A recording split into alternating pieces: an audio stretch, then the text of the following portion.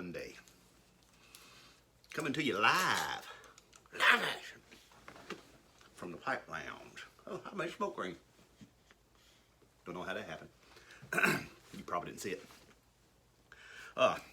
It is marvelous Monday. I'm at home. I'm off work today because it's one of my normal days off. And it's raining. Well, it's not raining, but it's so nasty outside. I can't do anything outside. I've already taken the car back to the tire shop. I can't see when I do that. I don't know why I take my glasses off, because I need to be able to see myself. Took my wife's car back to the tire shop, and they were able to get the low tire pressure light to go off and stay off. If you're having problems with your low tire pressure light, check that spare tire, fellers. It's got one of them sensors in it too, from what I understand. So, got that taken care of. I guess some of you seen my video from yesterday about our goat Strawberry having to be put down. She was in bad shape. Today I'm smoking my granddaddy's Willard pipe with some tobacco that my buddy Greg Petty, he's Richard's fourth cousin, gave me. He said it was the Christmas blend, and I don't know if it was Sufflet, but he got it over there in Hiram at that smoke shop I'm going to one of these days. But it is, he gave me a sample, just like I gave him a sample of my autumn evening. I work with him. He's giving me some pipes. He's the one who gave me a little pipe stand. So Greg, I like it. I like it. So, I decided to get down here today, and y'all heard me play my banjo. And to my dear friend Buffy, see, that's why I've never claimed to play the banjo, because I really can't. But I enjoy trying sometimes. Me and Buffy go way back. Now, Buffy, on the other hand, is a piano extraordinairist. She can play a piano like there's no tomorrow. My wife can play a piano like people can play the pianos. I have a lot of respect for them. So anyway, I'm gonna do a little shout out here. My cousin Gail Irving, happy birthday, sweetheart. I will not mention your age, but you do not look or act your age. And if you say, well, Jeff, this is a terrible way to wish her happy birthday, I have already called her and spoke to her ear to ear. But she likes to watch my videos. Uncle Ray was her father, who, you know, she and her sister and brother said that he would like it for me to have his pipes. And so that's how I come up with Uncle Ray's pipes. Now, I'm gonna touch on something here. How many of y'all out there watch the YouTube gun channels? I watch them. I watch a lot of them. And apparently YouTube has changed their rules, and a lot of these gun channels are really sweating bullets now, no pun intended, about the new guidelines. Now, see, I don't have to worry about nothing. I'm not monetized. I don't know if I'll ever get monetized. I understand that if you smoke pipes on your channels, you may not get monetized. But I watched one channel, KG Boom Boom, Kendall Gray.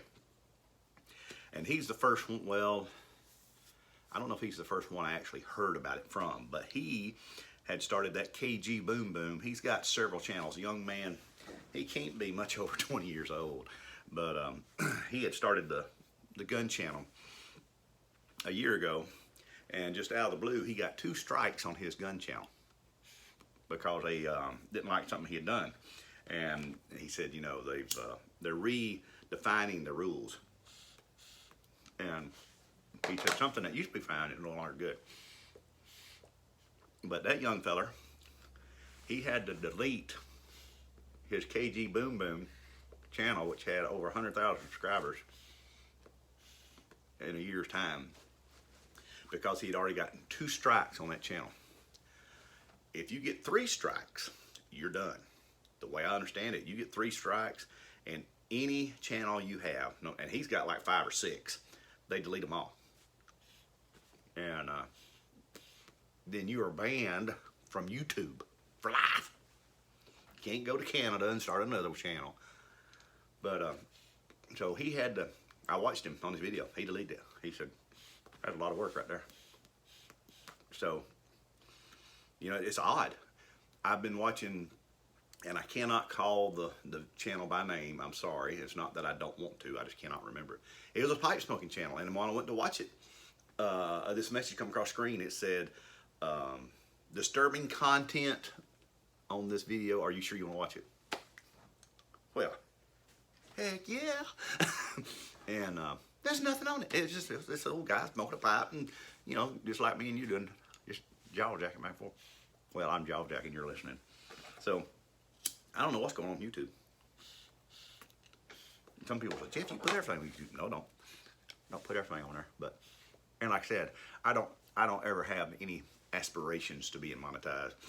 I mean, you know, when I first started, I thought, you know, I got the goats, I got the honeybees, I got a little farm here, I got a tractor. I watch those other channels. They've got hundreds of thousands of subscribers.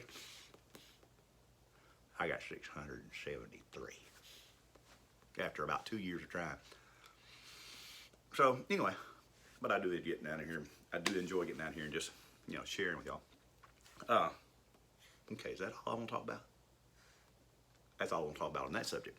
Now, my Bible reading. I think the other day I had touched about, I had already moved into Exodus. And yes, I am not burning through this as quickly as I burned through the Christmas blend. Trying to take it in and understand the stuff. But for you folks that's read the Bible, even a little bit, Exodus is where Moses comes along after God's people had been put in bondage in Egypt. And man, I tell you what, if you've ever studied about Moses, you read on over into the book, especially after the children of Israel get out of Egypt and they get into the wilderness. Oh my goodness. There was more than one time that God told Moses, he said, I'm going to kill all these people and raise me a nation up out of you. And Moses reasoned with God and told him that that wouldn't be a good idea. That people in Egypt would say, yeah, you pull these people out here to just slaughter them in the wilderness.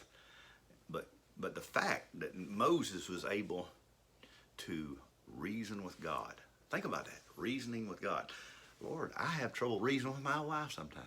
I love her, but she says it's my fault. That thing went dead again. And Moses actually got to see God from the back. In my King James Bible, his hinder parts, I think is what it says. And God hit him in the cleft of the rock with his hand as he walked by.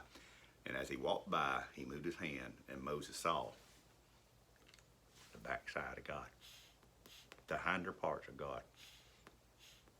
And Moses, think about this now, Moses was a prophet beyond matching. If you could take, let's see, if you could take Jason Bourne, John Wick, and MacGyver, put them into one person, you'd have Moses. Moses was able to do many great works because of the anointing of God on him, on his life. His prophecy, no, that's not it, prophetic, because he was a prophet of God. I don't know the correct word to use there. So if you want to read a very interesting, especially the first few chapters of Exodus, where the plagues that are brought upon Egypt because Pharaoh will not release God's people. That's outstanding. And you might say, well, Jeff, why ain't God doing miracles like that nowadays? Well, he is. He woke me up this morning. He made the sun to come up. Yeah, it's gloomy outside, but that sun is out there shining just like it always does. He made the moon and hung it. He made all the stars and flung them. So there's miracles going on every day. There's just enough gravity to keep me on the ground here. There's just enough oxygen in the air to keep me breathing. He watches over my travels every day. He's put angels in charge of me. There's miracles going on every day, folks. Miracles every day. We just don't realize it. God helps our walk every day. A lot of people won't acknowledge it, but a lot of people just don't realize it.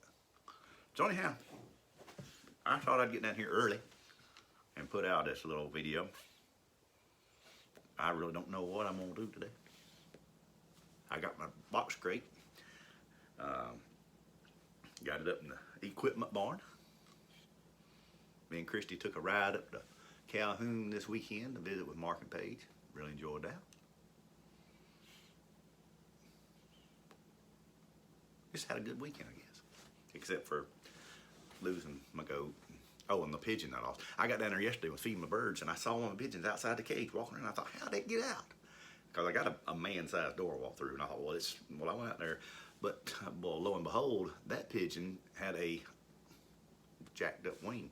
So I don't know if the hawk got a hold of him too, but I was able to get it back in the cage. So anyhow, just thought I'd check in with y'all. Smoking the Willard and the Christmas blend. Compliments of Greg Pratt. Not Greg Pratt, that's somebody else I worked with years ago. Compliments of Greg Petty, who is the King, Richard Petty's 4th or 5th cousin removed or something like it. I don't know. I really don't know if he's kin to Richard Petty or not, but it makes for good content. What can I say?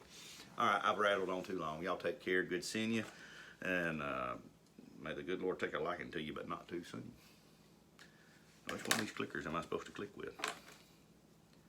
Let's see. I think this one right here. I have to turn it on, and when I turn it on, I get a blue light. And then I point it towards my camera and take a selfie, chink, and then do a little putchy